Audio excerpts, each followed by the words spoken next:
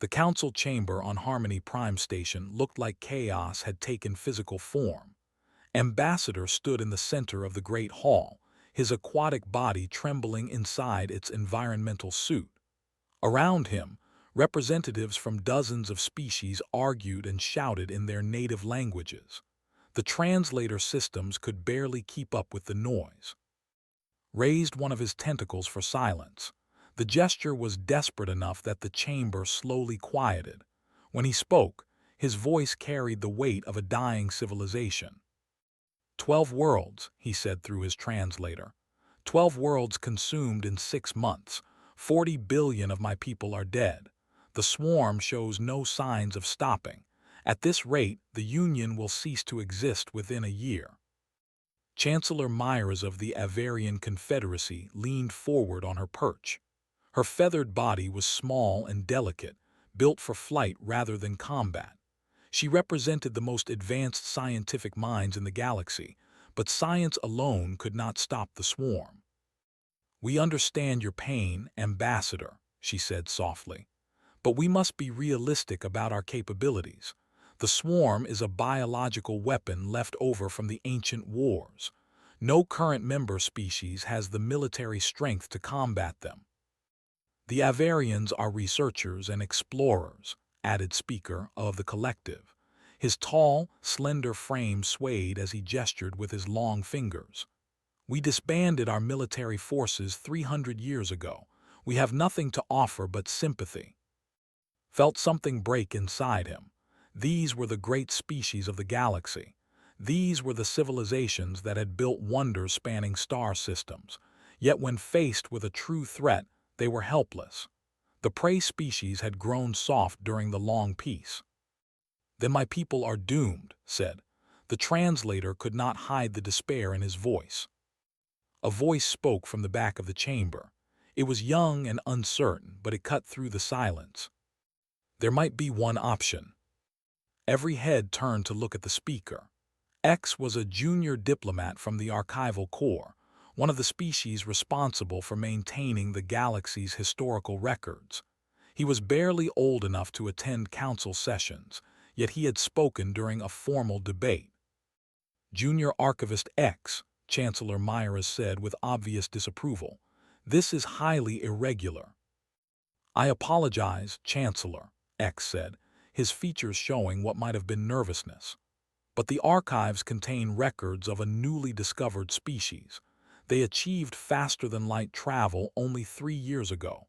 Initial surveys suggest they might have significant military capabilities." "A new species," felt a spark of hope. "Why have they not been contacted formally?"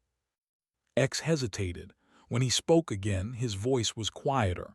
"Because there is classified as a Class 12. The chamber erupted again. Voices rose in protest and fear. Class 12 was the highest danger rating. Only a handful of known worlds carried such a designation. Species that evolved on were considered too dangerous for normal diplomatic relations. "Absolutely not," declared Ambassador X of the Harmony Alliance. "Contact protocols with species exist for good reason. They are violent, unpredictable, and pose a threat to civilized space." "My people pose no threat," shouted over the noise. "We are prey for the swarm. I will take help from anyone willing to offer it." Chancellor Myers raised her wing for silence. The chamber gradually quieted again. She looked at X with an expression that was hard to read. "What is this species called?" she asked. "They call themselves humans," X said. "They come from a planet they call Earth." The name meant nothing to most of the council. They were a species so new that formal first contact had not yet occurred, but did not care about protocols or proper procedures. He cared about survival. "I request permission to send a distress call to this species," said formally. "If the council will not help my people, then I will seek aid elsewhere." The vote was quick. Most species abstained, unwilling to take responsibility either way, but enough voted in favor that the motion passed, would be allowed to contact Earth. The transmission was prepared with care. The message was simple and direct. The Union was facing extinction. The Galactic Council lacked the military strength to intervene.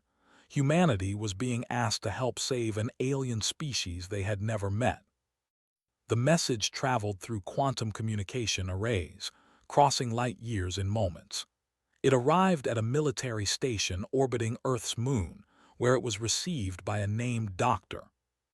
Had been studying alien languages for 2 years, preparing for the day when humanity would make formal contact with other species. He never imagined that first contact would be a desperate cry for help. He read the message 3 times to make sure he understood correctly. An entire species was dying. They had nowhere else to turn. They were asking humanity for military intervention against something called the Swarm. Immediately contacted Fleet Admiral Carter on Earth. The Admiral was in a meeting when the call came through, but he took it immediately when he heard the word aliens. "Say that again slowly," Admiral Carter said after explaining the situation. "An alien species is asking for our help," repeated. "They're being wiped out by some kind of parasitic swarm. The Galactic Council can't stop it. They want to know if we can." Admiral Carter was quiet for a long moment. Then he said something that would change the course of human history. "Tell them yes. Tell them humanity is on the way." Within an hour, the Global Defense Coalition convened an emergency session. President joined from Geneva via hologram. General Lisa Martinez represented the Marine Corps. Dr. Stevens from the Xenobiology Institute provided what little information they had about the swarm. The discussion was brief. The images from worlds showed cities consumed by organic matter, populations fleeing in terror, a species facing extinction. "This is a chance to prove what humanity stands for," President said. "We cannot turn our backs on people who need help, no matter what planet they come from." "Agreed," General Martinez said, "but we need to go in force. If we're doing this, we do it right. I recommend a full battle fleet with Marine support." Admiral Carter nodded. 20 warships, 5,000 Marines, humanitarian vessels for refugee support. We show them that when you ask humanity for help, we do not send half measures. The orders went out that same day. Across Earth's orbital facilities, the fleet began to assemble. Warships that had been designed to defend humanity's colonies would now travel to alien worlds. Marines who had trained for combat in Earth's harshest environments would face threats from beyond their solar system. On Harmony Prime received humanity's response. They were coming. A full military fleet was being dispatched immediately, expected arrival in 6 standard days. The ambassador felt something he had not felt in months: hope. He did not know what humans were like. He did not know if they could truly stop the swarm. But they were coming, and that was more than anyone else had offered. In 6 days, the galaxy would meet humanity. They were coming to war, and they were coming in force. The sensors on Harmony Prime Station began screaming alerts 6 days after the distress call was sent. Ships were dropping out of faster-than-light travel at the edge of the system. Not 1 or 2 vessels, but an entire fleet. Ambassador rushed to the observation deck along with half the council. What they saw through the viewports made several species gasp in shock. 20 warships hung in space like predators waiting to strike. Each vessel was massive, larger than anything the council used for military purposes.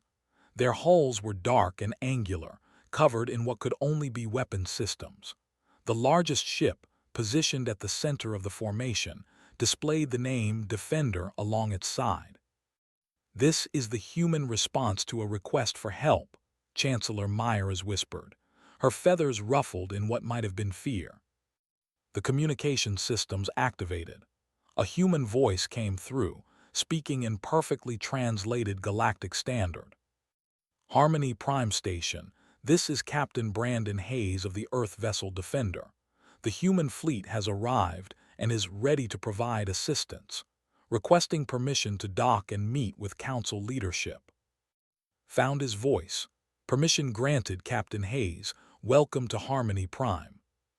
2 hours later, the human delegation arrived at the station's main docking port. The airlock opened, and the first human stepped through. Doctor led the group. He was tall by galactic standards, with dark hair and those disturbing forward-facing eyes that marked humans as predators. Behind him came Fleet Admiral Carter, even taller and broader in his military uniform. 6 Marines in combat armor provided security, led by Sergeant Cooper. The council representatives waited in the reception hall. Most stayed near the exits. The Avarians kept their distance, wings slightly spread in a defensive posture. Only and Chancellor Myras remained close to greet the humans. Noticed the fear immediately. He had studied galactic species during the journey and understood what they saw when they looked at humans. Predators. Dangerous. He kept his movements slow and his voice gentle. Thank you for welcoming us to your station. We're honored that you trusted humanity with this responsibility. I'm Doctor, and this is Fleet Admiral Carter. Admiral Carter nodded respectfully to the assembled aliens. We've reviewed the data you sent about the swarm. Our fleet is ready to deploy to space immediately. We just need final coordinates and tactical information. The council members exchanged glances. The humans were not wasting time with diplomatic pleasantries. They had come to fight. The briefing took place in the main council chamber. Holographic displays showed the devastation the swarm had caused across 12 worlds. The images were horrific. Cities reduced to organic matter. Populations consumed by the parasites. Most council species looked away from the worst images. The humans leaned forward, studying every detail with intense focus. General Lisa Martinez, attending via hologram from the Defender, asked tactical questions. What's the swarm's attack pattern? Do they target population centers first or industrial facilities? Population centers, answered. They seem to prefer areas with high concentrations of living beings. That tracks with their parasitic nature, said Dr. Stevens, another human joining via hologram. They need hosts to reproduce. How fast can they convert biomass? A city of 1 million can be consumed in less than 2 days, said quietly.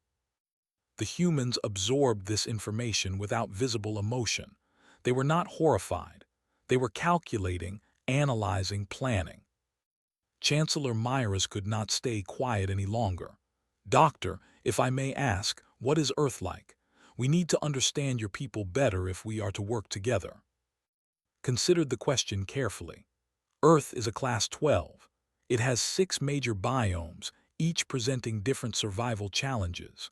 Humans evolved alongside large predators including cats that can weigh over 200 kilograms, pack hunters with powerful jaws, and reptiles over 5 meters long. Several council members made sounds of distress. X, the young archivist who had first suggested contacting humans, spoke up nervously. How did your species survive in such an environment? We became better predators, said simply. We developed tool use, complex social structures, and endurance hunting. Earth's gravity is 1.3 times galactic standard. Our atmosphere has higher oxygen content. We can function in temperature extremes that would kill most species. We heal from injuries remarkably fast, and we require less sleep than almost any other known intelligent species. The council chamber was silent. The implications were clear. Humans had not just survived on they had thrived. They had become the dominant species on a planet that seemed designed to kill them. Your physical capabilities are impressive, Chancellor Myras said carefully. But the swarm is not like Earth's predators. They are biological weapons from an ancient war. They feel no fear. They cannot be reasoned with. They only consume. Admiral Carter spoke for the first time since the briefing began. His voice was calm but carried absolute confidence. Chancellor, with respect, Earth has threats that cannot be reasoned with either. We have predators that hunt in packs. We have microscopic organisms that cause plagues. We have natural disasters that wipe out entire regions. Humanity learned to deal with all of it. The swarm is dangerous, but so are we. He brought up a tactical display showing the deployment plan. We're dividing the fleet into 4 battle groups. Each will defend a different sector of space. Our Marines will deploy to threatened colonies for civilian evacuation and ground defense. We have contingency plans for orbital combat, surface warfare, and urban fighting in multiple environment types. You cannot send your people to fight the swarm on the ground, protested. The parasites are too dangerous. Direct contact is fatal within minutes. Sergeant Cooper stepped forward. She removed her helmet, revealing a young woman with short hair and calm eyes. Ambassador, human Marines trained for chemical, biological, and radiological warfare. Our armor is fully sealed. Our weapons are designed to destroy organic matter efficiently. We've trained in every environment Earth offers, from frozen Arctic regions to toxic volcanic zones. The swarm is a threat, but it's one we're equipped to handle. She paused, then added something that sent chills through the council members. Besides, on Earth we have a saying, when something threatens civilians, you do not run. You stand and fight. That's what Marines do. The council realized something profound in that moment. These were not just soldiers. These were warriors who had chosen to put themselves between danger and innocence. It was built into their culture, their training, their very identity. The briefing concluded with deployment orders. The human fleet would move to space within the hour. Ambassador would accompany them to provide local knowledge and coordinate with authorities. As the humans prepared to leave, Chancellor Myers approached privately. Doctor, I must be honest. Many on the council are frightened of your species. You are so different from us, so much more dangerous. Met her eyes, those predator eyes that unsettled so many species. I understand, Chancellor, but I hope you'll judge us by our actions, not our appearance. We came here to help. We're going to do everything in our power to save the people. Why? She asked. You do not know us, you owe us nothing. Why risk your lives for strangers? Smiled slightly. Because you asked for help. On Earth we have a concept called humanity. It means showing kindness and compassion to others, especially those in need. When someone asks for help, we give it. That's what makes us human. The human fleet departed Harmony Prime 4 hours after arriving.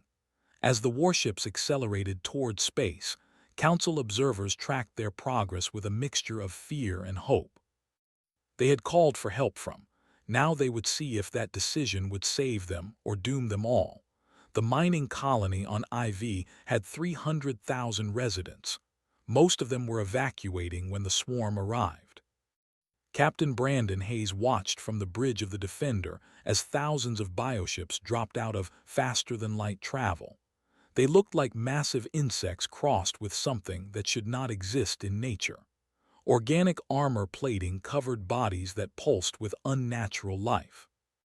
Contact bearing 45, 67, and 112, the tactical officer reported. Count is 7,000 plus and climbing.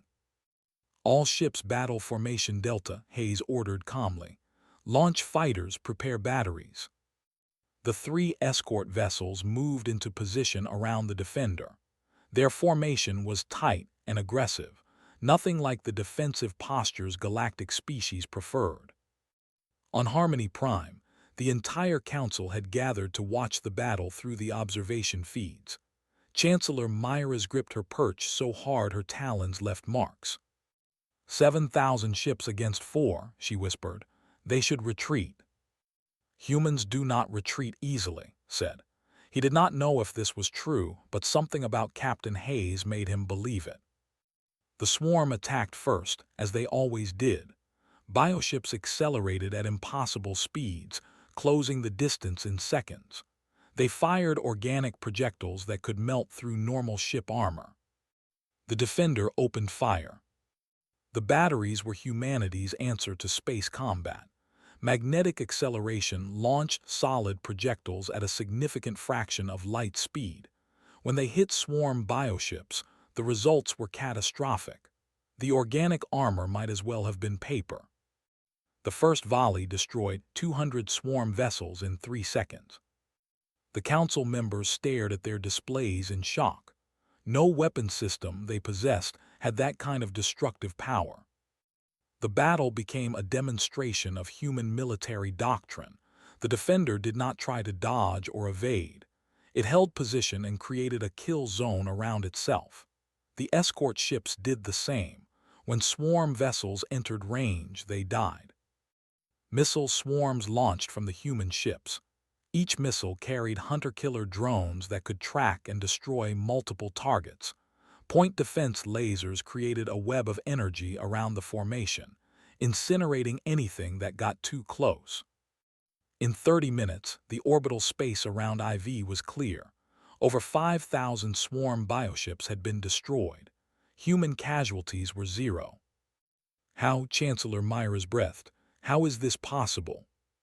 But the battle was not over. The swarm had already landed forces on the colony's surface. Thousands of parasites swarmed through the streets, overwhelming the security forces. Sergeant Cooper stood in the drop pod with 40 Marines from her company.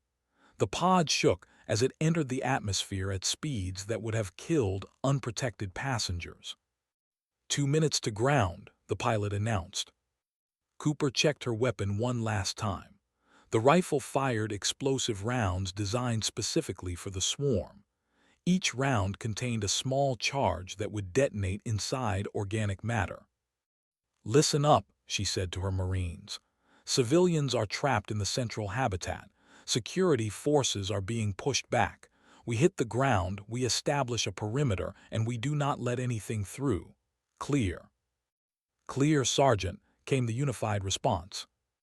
The drop pods hit the ground hard. Ramps dropped and the Marines poured out into a war zone. The swarm parasites were everywhere. They ranged from dog-sized crawlers to massive 3-meter-tall hunters. All of them were covered in sharp appendages and moved with horrifying speed. A wave of parasites charged the landing zone. Cooper's Marines opened fire. The explosive rounds lived up to their design. Parasites exploded in bursts of organic matter. The Marines advanced in coordinated fire teams, each covering the others. They had trained for urban combat on Earth, fighting in simulations of ruined cities and hostile terrain.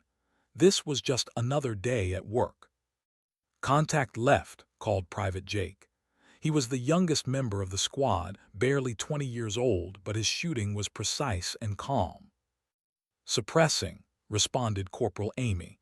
She laid down covering fire while reloaded. The Marines pushed through the colony streets toward the central habitat. Security forces watched in amazement as the humans advanced through swarm forces that had been pushing them back for hours. In the central habitat, Doctor worked with medical staff to evacuate wounded civilians. He had come down with the second wave, bringing medical supplies and evacuation protocols. The doctors were overwhelmed. They had never dealt with casualties on this scale, organized them quickly, setting up triage stations and treatment areas. His calm competence helped settle their panic. A child, no more than 5 years old by their species standards, clung to his leg. She was crying, her aquatic features twisted in fear, knelt down and spoke gently. "It's okay, you're safe now. The humans are here, we're going to get you out of here." The child's parent rushed over, pulling her away from with obvious fear. To them, he was a predator. But the child reached back toward him, somehow understanding that this predator was protecting her. The building shook. Something large was trying to break through the defensive perimeter. Heard the Marines outside intensify their fire. He continued working, helping load civilians onto evacuation shuttles. Then a wall exploded inward. A massive swarm parasite burst through, larger than any they had seen. It was at least 4 meters tall, covered in thick organic plating. The doctors froze in terror. Several screamed. Grabbed a medical torch from the equipment table. It was not a weapon, but it was all he had. The parasite's attention locked onto him. Those were children behind him. He could not run. The creature lunged with terrifying speed, dodged to the side, moving faster than most galactic species could manage. Earth's higher gravity had given humans quick reflexes. He swung the torch, the superheated cutting edge slicing across the parasite's appendage. The creature recoiled, surprised something had fought back, raised the torch again, placing himself between the monster and the civilians. The door burst open. 3 Marines rushed in, weapons up. The parasite did not even have time to react. Explosive rounds tore through its body until it collapsed in a heap of smoking organic matter. "Doctor, you okay?" one of the Marines asked. "I'm fine," said, lowering the torch. His hands were shaking slightly from adrenaline, but his voice was steady. The doctors stared at him. One finally found her voice. "You were going to fight that thing with a medical tool." Looked at her. There were children behind me. What else was I supposed to do? That simple statement said more about humanity than any briefing could have. They did not run. They did not abandon the vulnerable. They stood their ground, even against impossible odds. The evacuation completed without further incident. All 300,000 civilians were loaded onto transport ships and taken to safety. The swarm forces on IV were eliminated or driven off. Sergeant Cooper's company had no casualties. Not one Marine had been killed. Several had minor injuries, but nothing serious. They had fought through thousands of swarm parasites and won decisively. On Harmony Prime, the Council reviewed the battle recordings. The efficiency was frightening. Human weapons, human tactics, human soldiers. Everything worked together like a machine designed for one purpose: winning. "They do not just fight," said quietly. "They dominate. They control the battlefield completely." Chancellor Myers nodded slowly. "They are everything we feared would be: aggressive, violent, deadly. And they used all of that to save 300,000 of my people," added, "without asking for anything in return." That evening, received a communication from Ambassador. The leader wanted to speak privately. "Doctor, I must ask you something that has troubled me since watching the battle. Why do humans fight so effectively? You showed no fear against the swarm. Your soldiers advanced when others would retreat. How?" Thought about the question carefully. "Ambassador, Earth is a harsh world. Everything on it wants to kill you. The weather, the animals, the terrain, even some of the plants are deadly. Humans survived by becoming the most dangerous thing on the planet. We learned to work together, to never give up, to face threats head-on because running just gets you killed faster." He paused, then continued. "But more than that, we chose what to do with that strength. We could have used it to conquer. Instead, we use it to protect.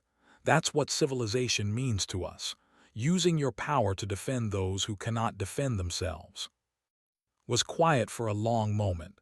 The Council was right to fear you, but they were also wrong. You are dangerous, yes, but you choose to be dangerous to the right things. The communication ended. Looked out the viewport at IV below. One world saved. But intelligence reports showed the swarm was gathering for a larger attack. The war was just beginning, and humanity was ready. 3 weeks into the campaign, the swarm launched its largest attack yet. Meridian Station, a massive orbital habitat housing 2 million civilians, appeared on every tactical display as Priority 1. Captain commanded the Resolute, flagship of the 2nd Battle Group. His sensors showed something that made even him pause. Tens of thousands of swarm bioships were converging on the station. "All hands to battle stations," he ordered. "Launch all fighters. This is going to be bad." The Council observers on Harmony Prime watched in horror as the swarm fleet appeared. It was the largest concentration of bioships ever recorded. The numbers kept climbing on the displays. "They need to retreat," Chancellor Myers said urgently. "They cannot win against those numbers." But the human ships did not retreat. They accelerated toward the enemy. The battle was brutal. The Resolute and its escorts fought with everything they had, fired until the barrels glowed red. Missiles filled space with explosions. Point defense lasers worked constantly. But the swarm kept coming. For every bioship destroyed, two more took its place. The human formation began to take damage. Armor plating melted under organic acid weapons. Systems failed. Casualties mounted. On the Resolute's bridge, Captain watched his main indicator turn red. The weapon was offline, too damaged to fire. "Captain, we need to fall back," his executive officer said. "We cannot hold this position." Looked at the tactical display. Behind them was Meridian Station, 2 million civilians with nowhere to run. If the second battle group retreated, those people would die. "Negative," said. "All power to engines, prepare for ramming speed." The bridge crew stared at him. "Sir." "You heard me. Target that cluster ship in the center of their formation. We're going through it." The Resolute turned and accelerated. The massive warship built up speed, heading straight for the largest swarm vessel. The crew had seconds to brace before impact. The collision was catastrophic. The Resolute's armored bow punched through the cluster ship's organic hull. The bioship exploded from the inside, taking dozens of surrounding vessels with it. The blast cleared a path for the evacuation transports. On Harmony Prime, the council chamber was silent. They had just watched a human captain deliberately ram his ship into an enemy vessel. The Resolute was crippled, venting atmosphere and drifting. But Captain and most of his crew were alive, being evacuated by rescue shuttles. "He sacrificed his ship," said in disbelief. "He destroyed it to save civilians he had never met." "That is what humans do," Admiral Carter said. He had arrived on Harmony Prime to coordinate the defense. They protect others, even at great cost to themselves. The Battle of Meridian Station ended in a narrow human victory. All civilians were evacuated, but the second battle group was reduced to half strength. It was clear the war could not continue like this. The swarm had too many ships, too many resources. Dr. Stevens had been studying captured swarm biomatter for weeks. She finally had an answer to a critical question. She called a meeting with Admiral Carter, General Lisa Martinez, and the council leadership. "The swarm has a queen," explained, bringing up holographic images of the biomatter analysis. "She's a massive intelligence directing the entire invasion. Every swarm vessel, every parasite, they all receive instructions from her. If we eliminate the queen, the swarm will lose coordination." "Where is she?" General Martinez asked immediately. "Deep space, an asteroid cluster in the outer rim. The location is heavily defended. Thousands of bioships guard the area." The council representatives looked at each other with obvious despair. "An assault on that position would be suicide," Ambassador X said, "even with human ships."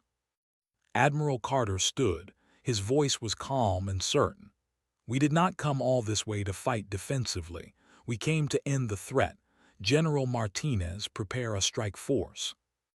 Captain Brandon Hayes volunteered to lead the mission personally. 6 ships, including the Defender, would make the assault. 1 full company of Marines would deploy once they reached the Queen's location. The council begged him to reconsider. The defenses were too strong. The mission was impossible.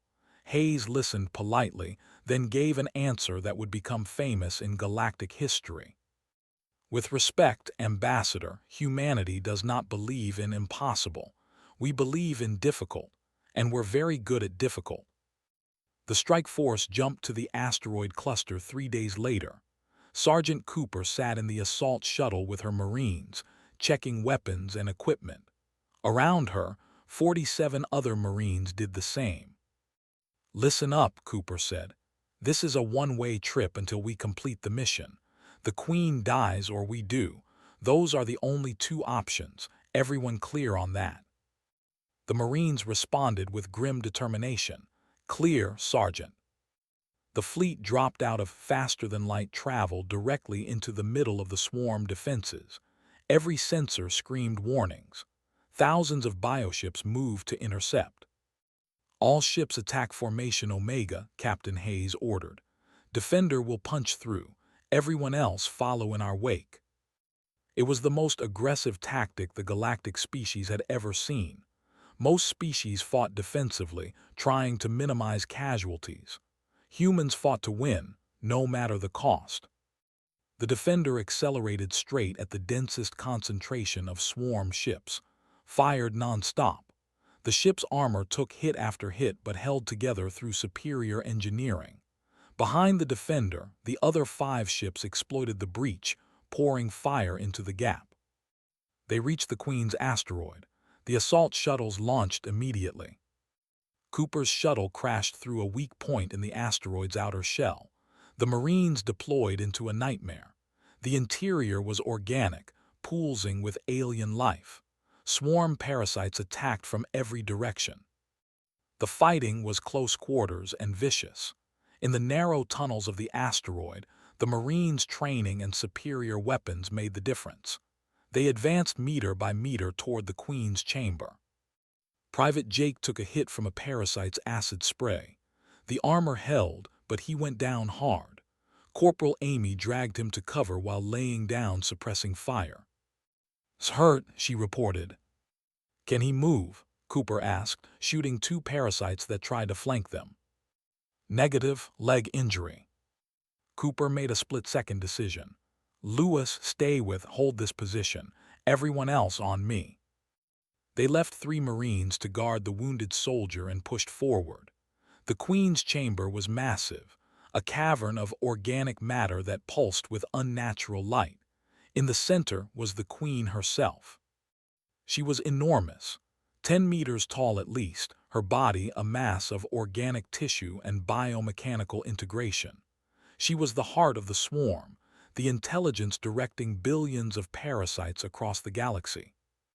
"Plant the charges," Cooper ordered. "We have 2 minutes before this whole place comes down." The Marines moved with practiced efficiency. Demolition charges were placed at key structural points. The Queen seemed to realize what was happening. She sent every parasite in the asteroid after them. The retreat was a fighting withdrawal. Marines fired as they moved, covering each other. They reached position and grabbed him, and Lewis had held against wave after wave of attackers. "Shuttle is waiting," the pilot reported over the radio, "but you need to move now." They ran. Behind them, the charges began their countdown. The Marines piled into the shuttle just as the first explosions ripped through the asteroid. The shuttle cleared the asteroid seconds before it detonated. The Queen was gone. The swarm's central intelligence was destroyed. Across space, swarm forces immediately began losing coordination. Without the Queen's direction, the bioships became confused and vulnerable. The human battle groups systematically eliminated the remaining threats. On Harmony Prime, the Council watched the explosion that killed the Swarm Queen. Chancellor Myra's turned to Admiral Carter. "You did it, you actually did it." Carter nodded. "That's what we came here to do, Chancellor. The swarm is finished." But the victory had come at a price. The final casualty report showed 217 human personnel killed in action. Captain had survived the Meridian Station battle, but 43 of his crew had not. Dozens of Marines had given their lives in the assault on the Queen's asteroid. A memorial service was held on Harmony Prime. Ambassador spoke for all people. "Every alive owes their existence to human sacrifice. This debt can never be repaid." Admiral Carter's response was simple and profound. "We do not keep score, Ambassador. We help because it was the right thing to do. That's all the payment we need." The Council members finally understood what it meant to be human. Dangerous, yes. Aggressive, certainly. But underneath that strength was something they had not expected. A deep sense of duty and compassion that drove humans to protect others, even at the cost of their own lives. The war was over, but humanity's role in the galaxy was just beginning. The cleanup took another month. Human battle groups moved through space, eliminating the last scattered swarm forces. Without the Queen's coordination, the bioships were easy targets. The parasites on the ground died quickly without reinforcement. But the scars remained. 12 worlds had been devastated. Billions had died before humanity arrived. The survivors would need years to rebuild. Doctor stood on the surface of Prime, watching construction drones assemble prefabricated shelters. Human supply ships had brought everything needed to house refugees. Medical equipment, food synthesizers, water purification systems. Humanity was not just winning the war. They were helping build the peace. A young approached him hesitantly. Her name was La, and recognized her from the battle on IV. She had been one of the children in the central habitat. "Doctor," she said quietly. "Hello, La, how are you doing?" "I am well, thank you." She paused, gathering courage. "I wanted to ask you something. During the battle, I saw a human Marine. His name was Chris Parker. He held a doorway alone for many minutes while civilians escaped. He was wounded but did not stop fighting. Why did he stay? Why not run and save himself?" Knelt down to her level. "Because he was a Marine, La. Marines have a duty to protect people. When you accept that duty, you do not abandon it, even when things get dangerous. Chris stayed because you and the others needed him to stay. That's what duty means to humans." Is duty more important than life? Not more important, but sometimes duty requires risking your life. We believe that protecting others is worth that risk. La considered this. Humans are very strange, but I am glad you are strange in this way. Smiled. So are we, La, so are we. On Harmony Prime, the Galactic Council was in heated debate. The swarm was defeated. The crisis had passed. Now they needed to decide humanity's place in galactic society. Some species still feared their military power was undeniable. What if humans decided to use that power for conquest instead of protection? Others argued that humanity had proven themselves. They had saved an entire species without asking for anything in return. They had shown compassion, courage, and honor. Chancellor Myra's called for order. "This debate has continued for 3 days. We must make a decision. The question before the Council is simple. Do we offer humanity full membership in the Galactic Council?" Ambassador X stood. "I must voice my concerns. Yes, humanity helped us, but they are still predators from us. Their capacity for violence is frightening. How do we know they will not turn that violence against us?" Before anyone could respond, the chamber doors opened. Doctor entered, accompanied by Admiral Carter. They had not been invited to this session, but no one tried to stop them. "If I may address the Council," said calmly. Chancellor Myra's gestured for him to speak. "I have heard the concerns about humanity's violent nature. They are valid concerns. Humans are dangerous. We evolved to be dangerous because our demanded it. But here is what I want you to understand. Being capable of violence is not the same as being violent. Humanity chose what to do with our strength. We could have ignored your call for help. We could have demanded payment or territory in exchange for our aid. We could have used our military power to conquer rather than protect. We did none of those things." He looked around the chamber, meeting the eyes of different species. "You are afraid of what we might do. I understand that, but judge us by what we have done. We came when you called. We fought when you needed us. We bled and died to protect people we had never met. That is who humanity is. That is who we choose to be." Admiral Carter spoke next. "The Council does not need to fear us, but those who threaten the innocent should fear us. That is the promise humanity makes. We will use our strength to protect, not to conquer. We will stand between the vulnerable and those who would harm them. That is the human way." The debate continued after they left, but the tone had changed. Dr. Stevens had published her study on human psychology. It was being read by every council species. The key insight resonated with many. Humans were shaped by their environment to be adaptable, resilient, and protective. Their aggression was matched by their compassion. Their capacity for violence was balanced by their sense of duty. The vote came 3 days later. Every council species had one vote on humanity's application for membership. The results were unanimous. Humanity was welcomed into the Galactic Council. President addressed the council via hologram from Earth. Her words were broadcast across the galaxy. On behalf of all humanity, I thank you for your trust. We understand the leap of faith you have taken. We promise to honor that trust. Any species threatened by aggression will have humanity's support. We have learned that the galaxy is our home now, and we protect our home. The council chamber erupted in approval. The fear had not completely disappeared, but it was joined by hope and respect. The galaxy had learned that could be allies, not enemies. The integration happened faster than anyone expected. General Lisa Martinez established a joint military training program. Human Marines taught galactic security forces tactics, strategy, and urban combat. In return, humans learned alien technologies and cultural practices. Sergeant Cooper found herself training a mixed-species unit. Avarians, even volunteers. They would never match human physical capabilities, but they learned human determination and teamwork. The goal is not to make you fight like humans, Cooper told her students. The goal is to teach you not to give up, to stand your ground when it matters, to protect those who cannot protect themselves. That is the most important lesson humanity can teach. Doctor became the head of the Research Institute, a joint facility dedicated to studying all galactic species. His work helped break down barriers of misunderstanding. Humans learned to see beyond surface differences. Other species learned that predator eyes did not automatically mean predator behavior.